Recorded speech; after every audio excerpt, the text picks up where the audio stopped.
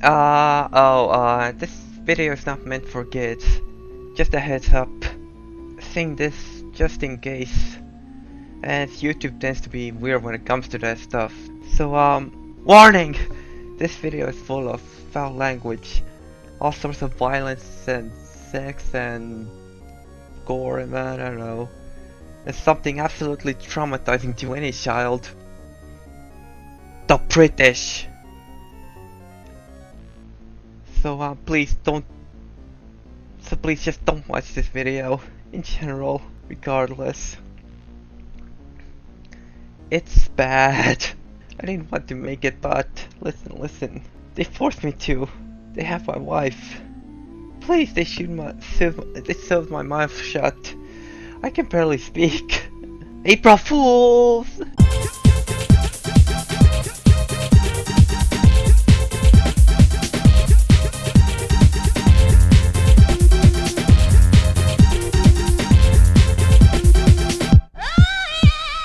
Legoland!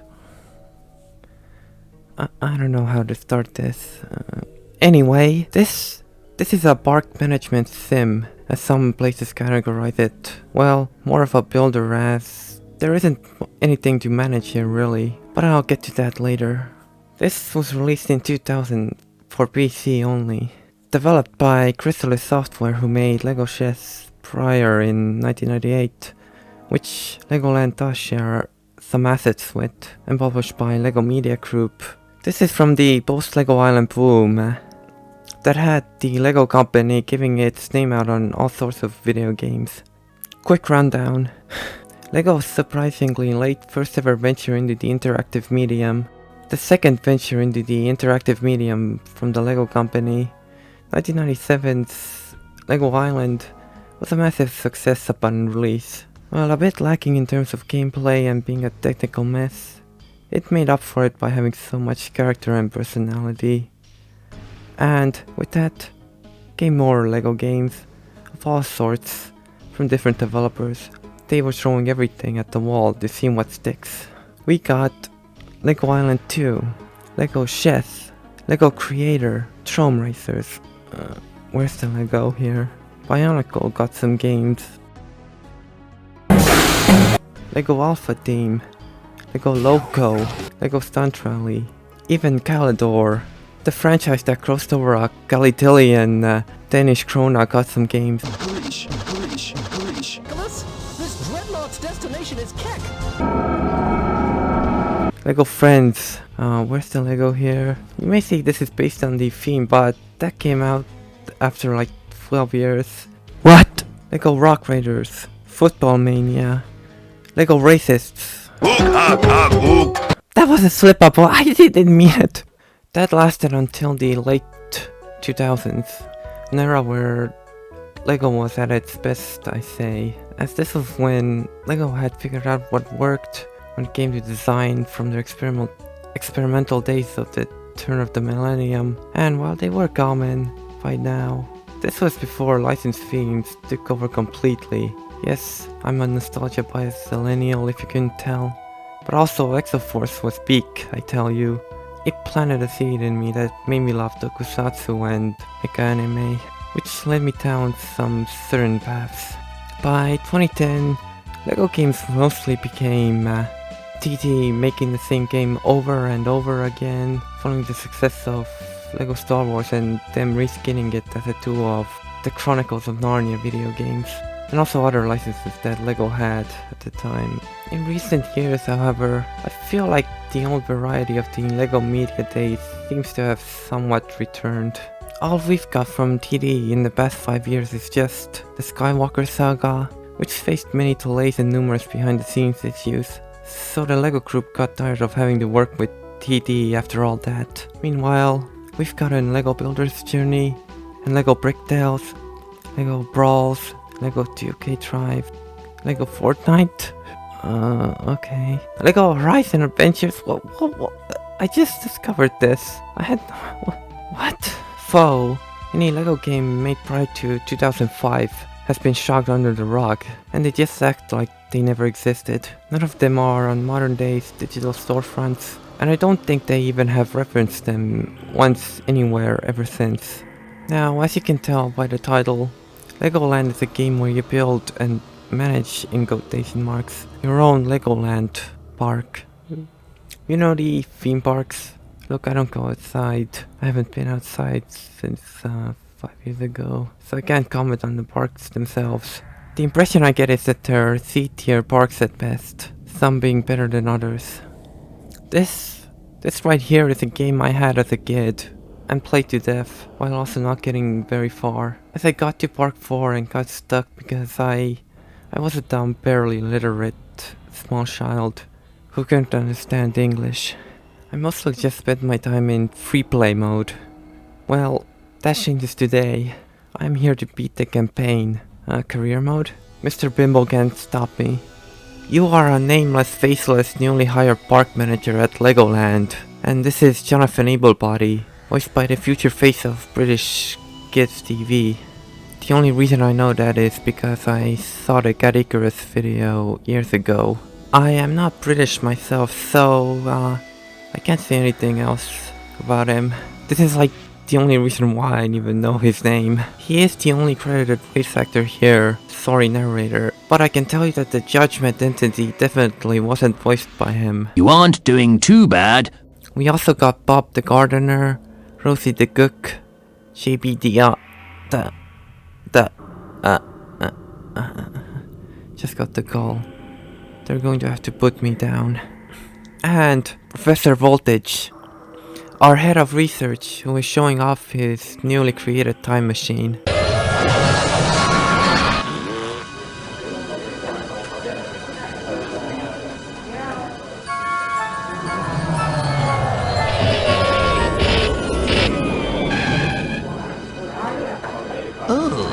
Welp.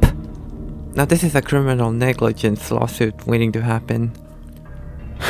So now we're assigned with rebuilding the park, while the dickhead professor responsible gets off scot-free, and definitely doesn't have to deal with any of the legal problems everyone else is about to face. Yes, I'm overtaking a kids game from 2000. Yeah, what about it? Now, there is another major character who does not appear in the opening FMV. Someone of great importance. Mr. Bimble, the man of judgment. You aren't doing too bad. Now, getting this game working nowadays, it's a bit of a hassle. If you were to mount a disk image that you acquired from Blockbuster, or have a disk laying around at home like I do, trying to install it through the auto run results in modern Windows yelling at you that it can't run 16-bit software. Well, anyway, now the solution to that is to simply copy all the files off of disk and replace the setup with a 32-bit one. Or you can just get an alternative community installer, and then it'll take care of it all as long as you have the disk. The game isn't 16-bit, just the installer is, for some reason. After that, the game should work fine with two caveats. Locked at 640 by 480 resolution, unable to be alt-tabbed. My solution was to use DexFont and have OBS projected full screen. The second issue is that the mouse is too jittery. I could not fix that. We start off with 8 levels of tutorials until the real campaign starts. Jonathan teaches us placing attractions, building paths, hiring gardeners so you can plant plants, getting mechanics to fix rides, the basics. Garden.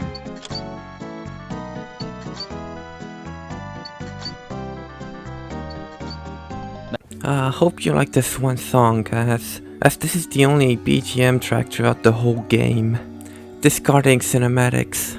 There are more tracks in the game files, but a programming error makes it so that this is the only one that actually plays.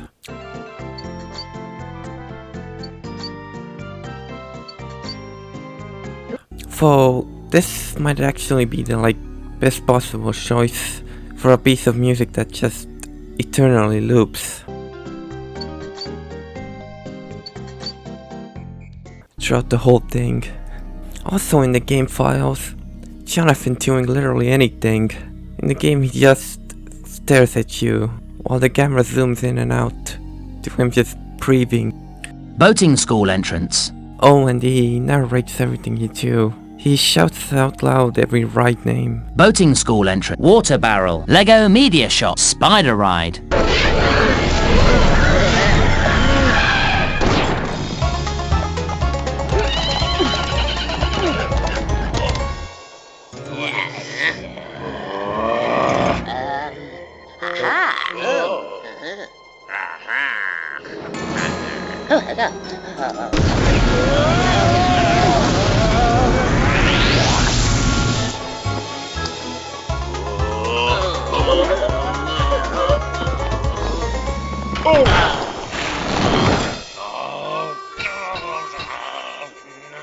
So here we're introduced to our first of 3 special themes. Wild West theme.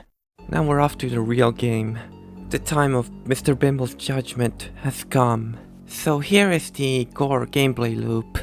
Do what Jonathan tells you to do, and wait for Mr. Bimble to deem you worthy.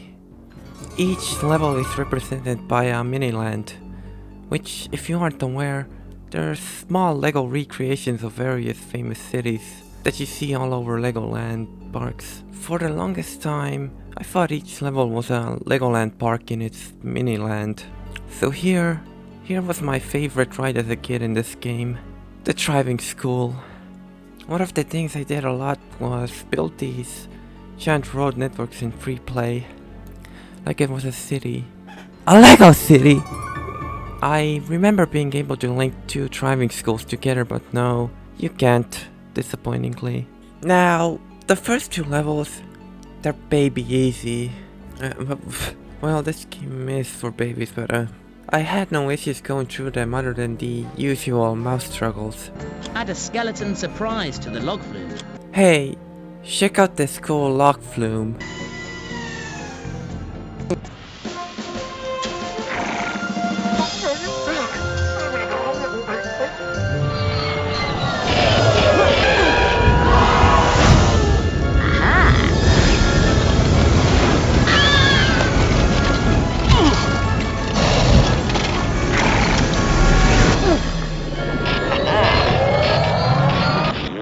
Let's replace all the Western theme attractions with those from the castle theme.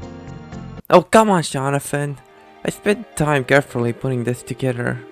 One thing this game does is tell you to build new rides in an area, then after you put them down, tells you to then delete everything you've built there and replace it with all that you've unlocked.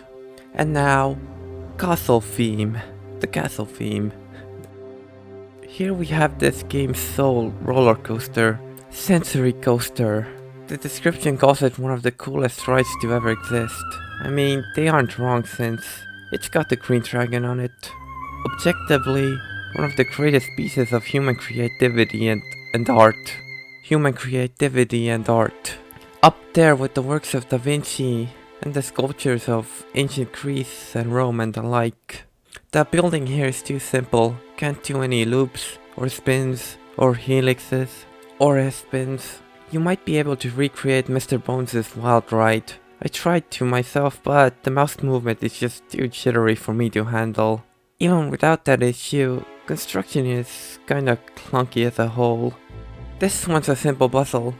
Figure out which edge is the one that you can remove to make way for the path. You know what, I'm being generous calling this a puzzle.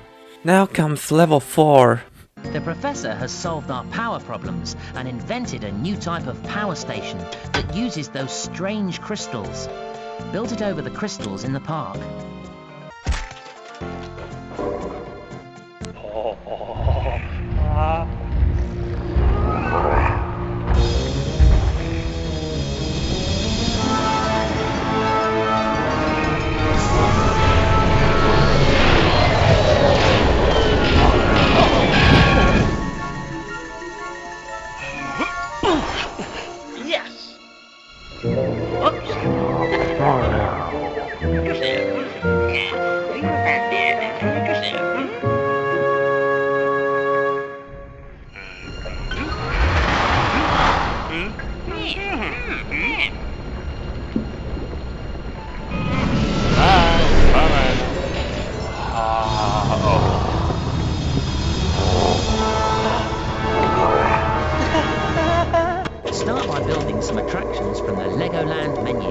Wait a minute. Is that fucking Tiberium just exposed out in the park? I literally forgot what these were until now. I knew there was a Rock Raiders cameo here, but I thought these were just funky grass.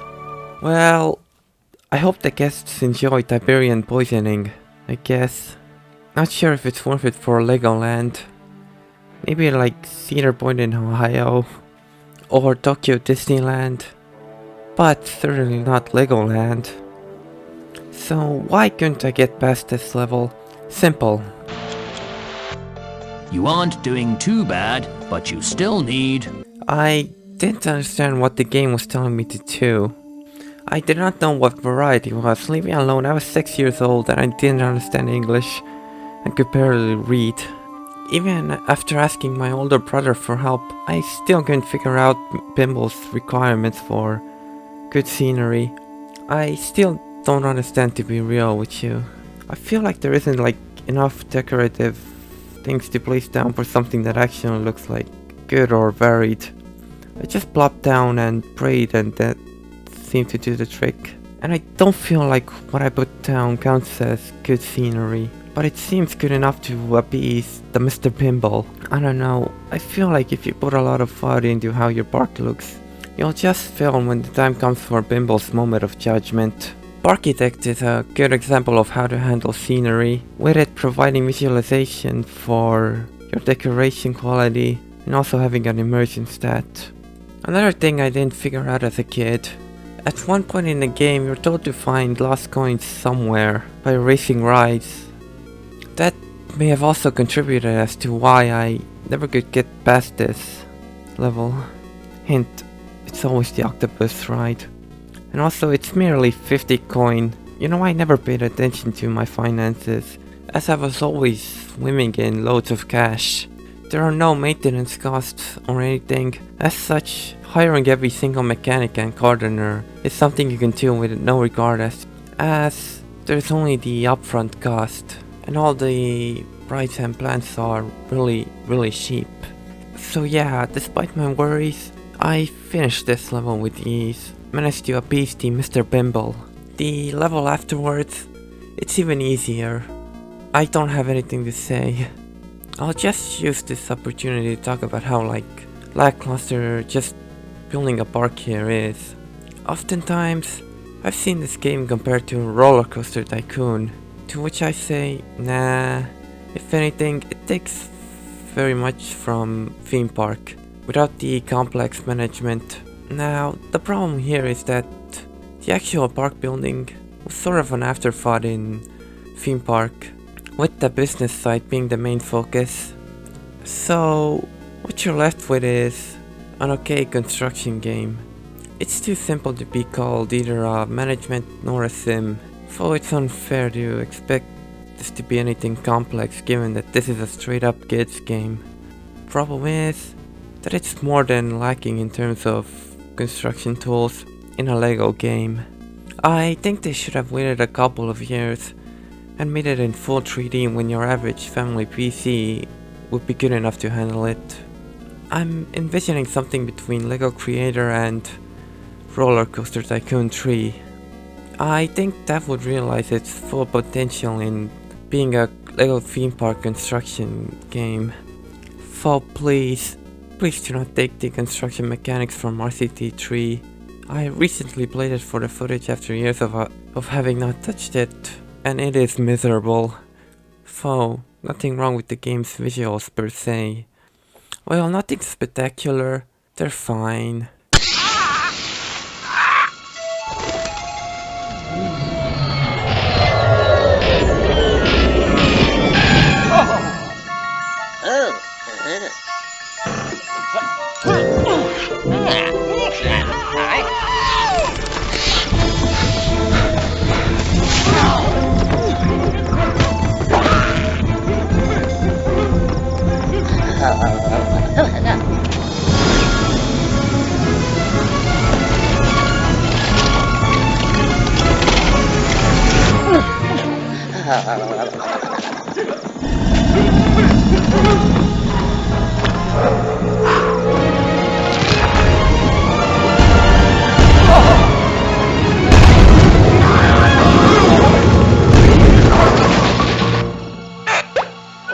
You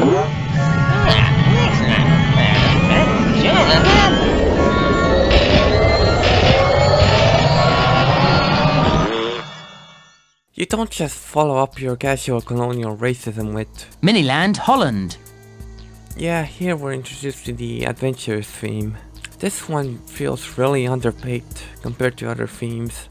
Rides don't look as interesting. They don't even introduce any new shops or restaurants. The sole ride with a customizable layout is literally just a boating school again. There clearly wasn't enough work put into this one. I presume time constraints. We'd better build another small power station so we don't run out of energy. Why do I need 2 small power stations? I already have a crystal power station that can do just that.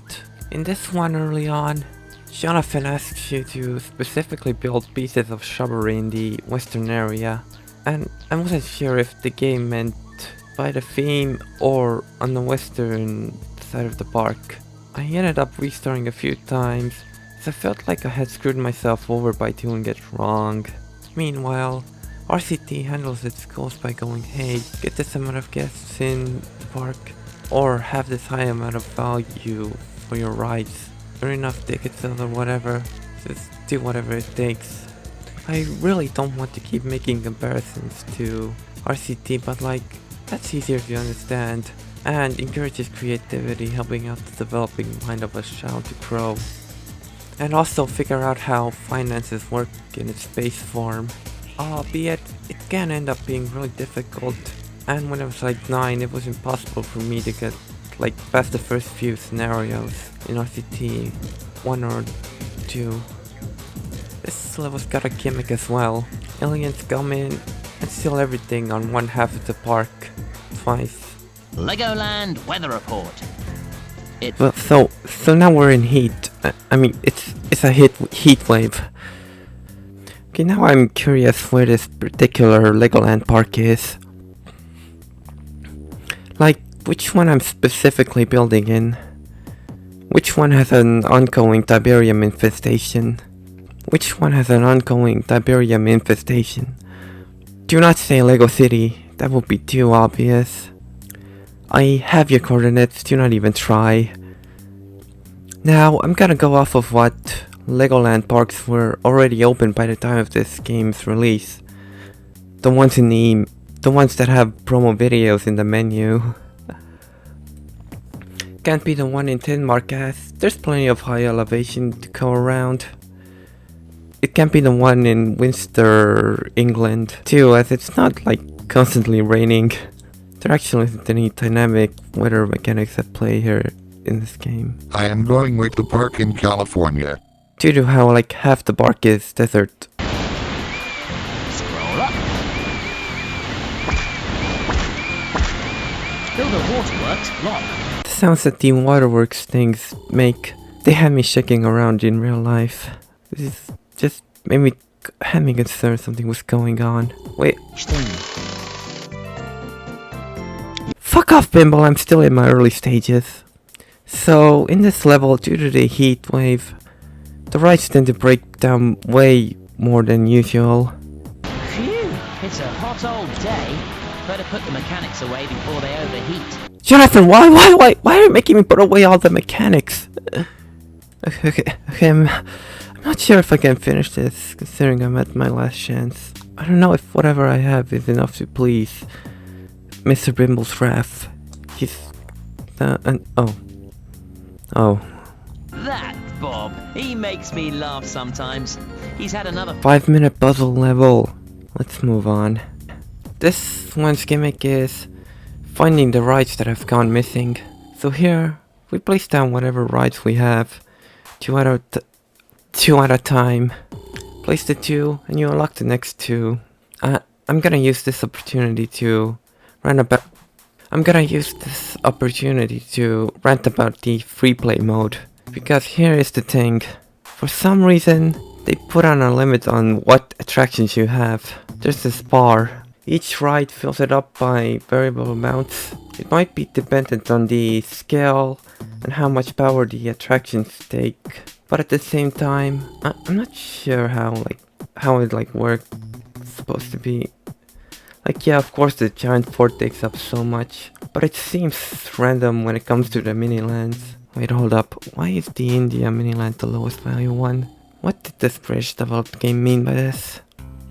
Now, I have no idea why they did this, as you can just hack it or download a save file with everything on it, so it definitely isn't technical limitations. Honestly, free play doesn't offer much, even if you have everything on hand. The toolset and what you can even build is just too limited, which is the biggest flaw in this game. They should have fleshed it out more. It doesn't have to be close to the same level as Roller Coaster Tycoon. Legoland, the 2000 PC game, can be considered a faithful adaptation of what it's based on, in that, just like the parks, it is shallow and offers nothing for anyone over the age of 10. Disclaimer, I have never been to a Legoland park in my life. This is all based on an impression I've gotten from what I've heard over the years. What if a mosquito sucked the blood of a dinosaur 100 million years ago? The insect is preserved perfectly. But you see, and here's the clever part, wouldn't the dinosaur blood be preserved as well? The blood holds DNA, a tiny spiral of genetic code. Abracadabra.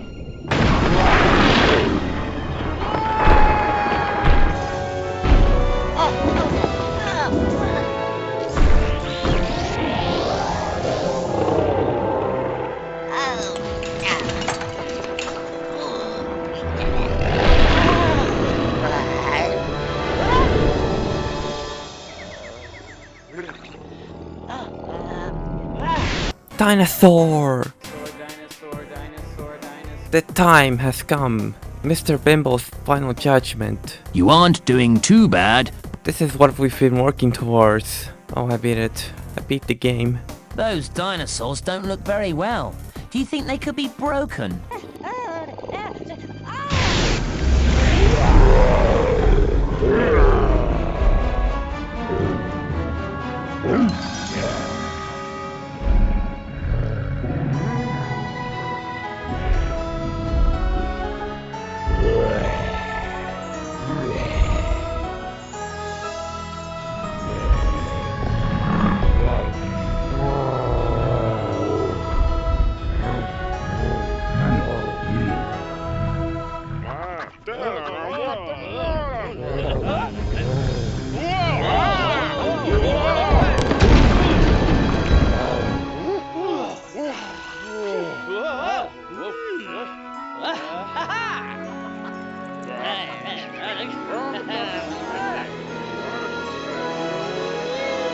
Can we please stop enabling Professor Voltage? Do I print the certificate? Print certificate. Do I waste the printer ink?